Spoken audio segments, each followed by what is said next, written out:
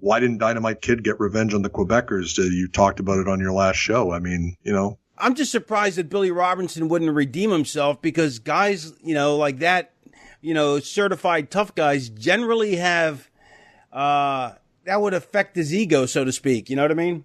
Yeah, I'm sure. But I mean, the guy was probably took off to another territory, and that was it, right? I mean, supposedly when Jacques nailed Dynamite for all the ribs he played on him, and I guess he had a brass knucks or whatever, but I guess when he broke his jaw or whatever he did, I guess that broke Dynamite Kid. Like, supposedly that was, like, emotionally and mentally, that was the final. Probably never the same after. And, it's, and I remember Bad News telling me about that because he was there at the time. And yeah, Dynamite had 2 cups of coffee in his hand. And obviously never saw it coming. And, and then Vince put them on separate shows so that they wouldn't be interacting with each other on the road. I mean, no one thought Jacques would beat anybody in a real fight, but I mean, that wasn't the point. And this is the whole point with bullies. I mean, you can push, and then at some point, someone feels like they have no option.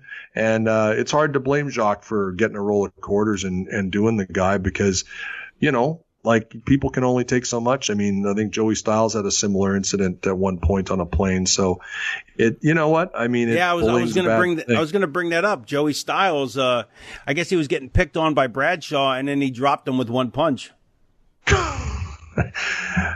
And you know what? I mean, that's one of those things. It's like a guy, Joey's 5'8", whatever he is. He's a tough guy, but at some point you leave someone with no option. And let me ask you, what did Joey Styles have to lose by getting into it with Bradshaw? Nothing. If Bradshaw beats him up, well, so what? Joey stood up for himself.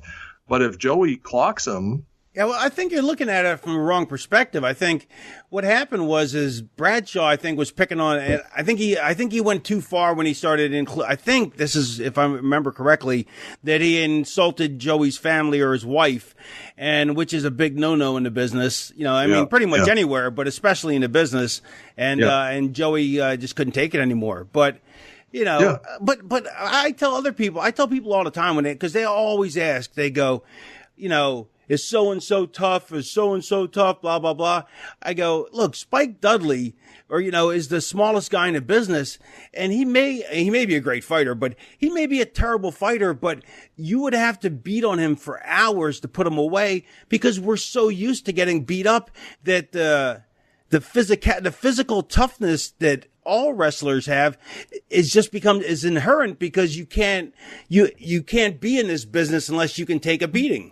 It just goes without saying.